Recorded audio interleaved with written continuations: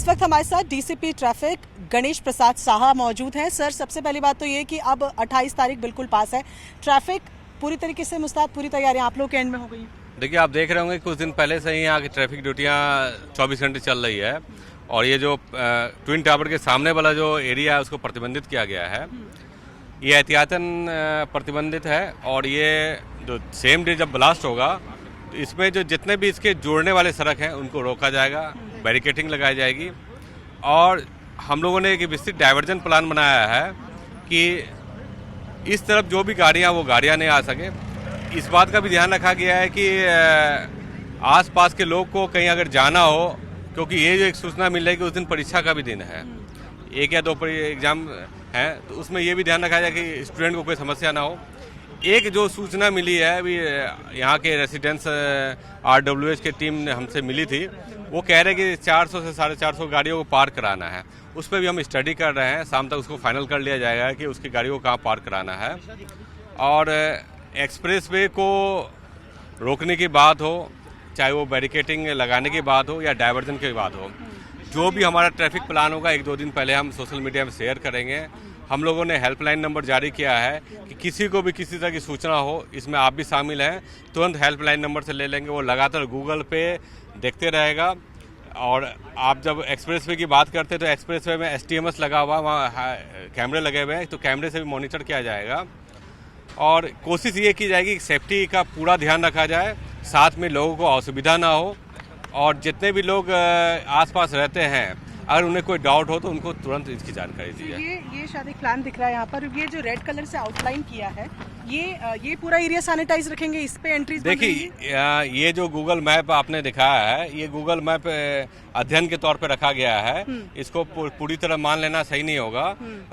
निश्चित तौर पे ये आप प्राथमिक रूप से इसको एक प्लान मान सकते हैं, लेकिन ये प्लान इससे भी बड़ा होगा। ठीक है, आप इमरजेंसी पॉइंट्स भी रहेंगे यहाँ से? देखिए, हम लोगों ने इमरजेंसी रूट भी चिन्हित किया है और कोशिश की है कि अगर मान ली कोई इमरजेंसी की सिचुएशन होती है तो किस रास्ते से हमें किसी व्हीकल को, किसी को पर्सन को लेके जाना है, तो वो पहले से निर्धारित रहेगा। अच्छा सर, ये भी जानना चाहेंगे क्या जो बेसिक एक आप लोगों की तैयारियां रहती है एम्बुलेंसेस को लेकर, और ये सब भी उस दिन रहेंगी? और क्योंकि जिस तरीके से अभी बताया जा रहा है कि इनवर्ड एक्सप्लोजन होगा, लेकिन एक्सप्लोजन के दिन क्या होगा वो तो अभी देखना है, तो उसके तहत आप लोगों की क्या तैयारियां हैं कि लोगों तक नुकसान ना हो? देखिए, जहाँ तक आपने बताया कि एम्बुलेंसेस और फायर की गाड़ियाँ या फिर मीडिया कर्मियों को रुकने और या फिर आपकी गाड़ियाँ आएगी, तो ये जो प्लान बनेंगे ये भी आपको शेयर किया जाएगा, आपको भी एक स्थान दिया जाएगा ताकि आपकी भी जो कवरेज है वो उसको सही ढंग से हो जाए। और मैं बताना चाहूँगा कि ट्रैफिक तो एक पार्ट है, इसमें कई चीज़ें शामिल हैं, चाहे वो आपके पुलिस पॉइंट ऑफ व्यू से हो जाए, चाहे वो सेफ्टी पॉइंट व्यू से हो, चाहे वो अब तकनीकी जो ब्लास्ट के दिन बोल रहे हैं वो टाइमिंग हो जाए, हर एक चीज़ को एक साथ रखा जाएगा। लगातार इस पर मीटिंग हो रही है और प्लान को मैं बता देता हूँ, ये अंतिम स्टेज पे है, इसके रिहर्सल भी किए जा रहे हैं, हम लगातार अधिकारी को विजिट हो रही है। मैं आपको आश्वस्त करता हूँ कि लोगों की सेफ्टी का, उनको उस दिन यातायात की असुविधा का कम से कम सामना करना पड़ेगा और हम जो दिन ब्लास्ट का दिन है और ब्लास्ट की कार्रवाई है वो सभी अच्छे ढंग से निपट जाएगी। तो ये प्लान है जिसके बारे में अभी बात करें, जो कि एक रफ प्लान यहाँ पर बताया जा रहा है। ये अगर आप देखें तो यहाँ पर आप देखें कि ये पॉइंट्स बने हुए हैं, मैं आपको दिखाऊं तो यहाँ पर आप देख रहे हैं इमरजेंसी असेंबली पॉइंट है, तो ये यहाँ पर बनाए गए हैं, ये ट्विन टावर और इसके बाद यहाँ पर असेंबली पॉइंट बने हुए हैं। ये पूरी मार्किंग की गई है, आप देख रहे हैं 1, 2, 3 इस तरीके से 10 पॉइंट्स यहाँ पर दिए गए हैं, जिसमें व्यू पॉइंट्स भी रहेंगे, यानी कि यहाँ से देखा जा सकेगा।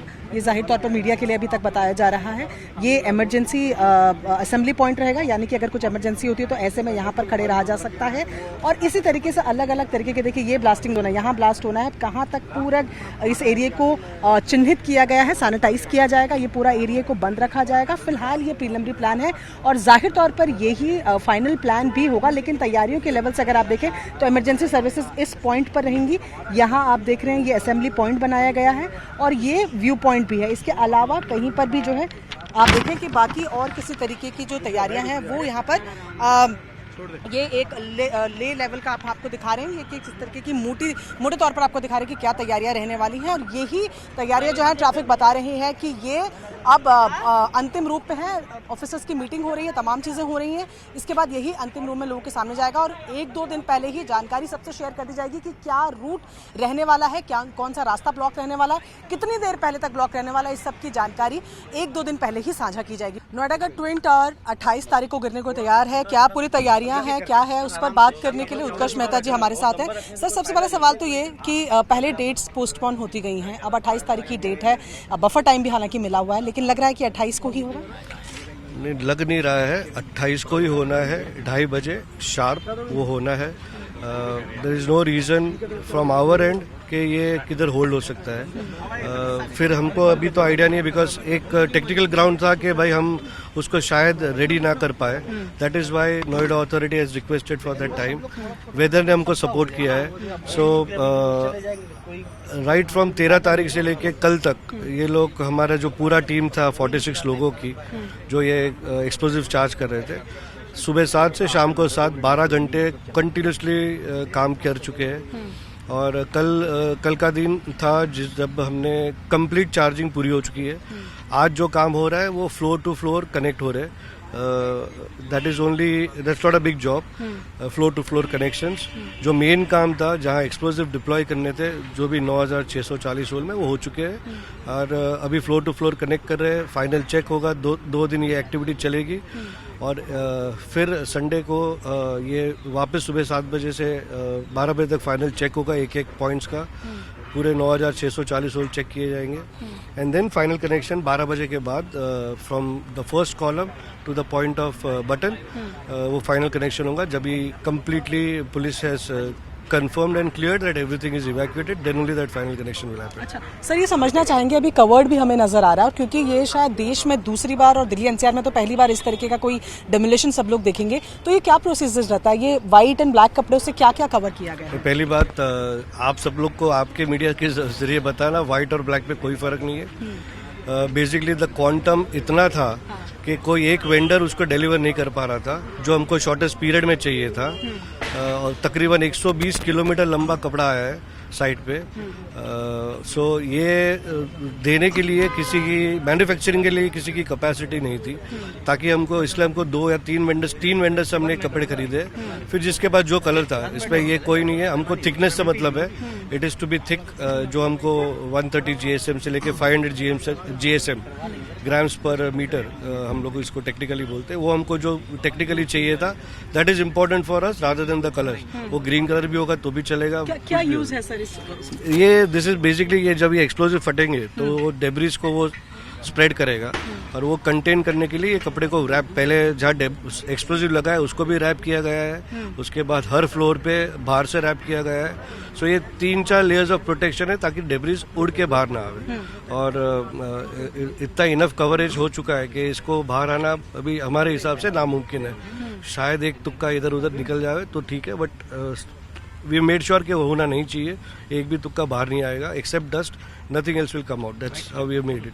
अच्छा, तो ये भी जानना चाहेंगे कि आप बात करें कि 9 सेकंड में जो पूरा डेमोलिशन है वो हो जाएगा, तो इस पे क्या ये जिस तरीके से पहले बताया जाता था, ये सब इनवर्ट्स ही डेमोलिश होगा, ये नीचे की अंदर की तरफ ही जाएगा? करेक्ट, मतलब ये डिजाइन किया गया है कि हमें इसको कहाँ चाहिए। ऐसे नहीं है किधर भी चले जा सकता है। ऐसा डिज़ाइन किया गया है, ऐसा प्रिपेयर किया गया है technically. There are lots of engineering minds, experience of over 200 years have been put together to arrive to the design of the fall. जैसे आप सब बोल रहे हैं, it's one of its kind job. Yes, it is one of its kind job. इतने लोगों का inputs के साथ आज हम इस तगार पर पहुंचे कि तकरीबन 4-5 दिन के बाद ये नीचे आना है।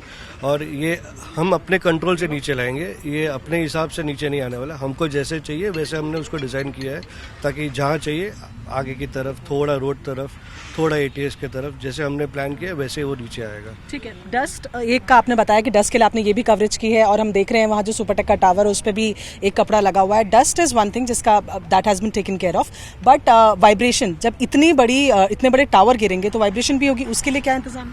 नहीं, वाइब्रेशंस के लिए we have done a lot of studies on vibration. in fact in 2000 we've done a prediction report by a firm in UK, okay, what is the expected vibrations levels with the amount of mass we have, तो वो हमने study कर चुके हैं। उसके हिसाब से जो वाइब्रेशंस डेटा मिले हैं at what meters what vibrations will be there, बहुत नॉमिनल वाइब्रेशंस है जो प्रेडिक्ट किए गए हैं। And with our experience of all previous project we see there will be no such vibrations which can seriously cause any damage to any structures which is even 9 meter away. आवाज़ yes बिल्कुल आएगी. It will not be फटाके but it will be much more than फटाके की आवाज़ बिल्कुल आएगी. आवाज़ और धूल ये दो चीज़ है जो ये टेक्नोलॉजी आपको देती है. बट आज तक हमने सबने YouTube पे देखा, आज पहली बार हम सब मिलके लाइव देखेंगे. और यहीं कहीं से बटन दबेगा?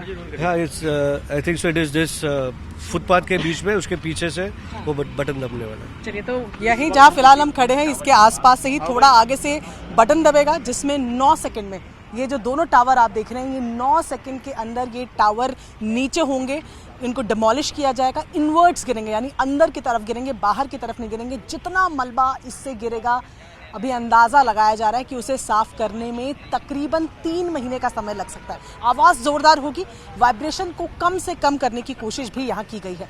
वीडियो जर्नलिस्ट विपिन पुजारी के साथ प्रियंका कांडपा, न्यूज़ 18 इंडिया, नोएडा, उत्तर प्रदेश.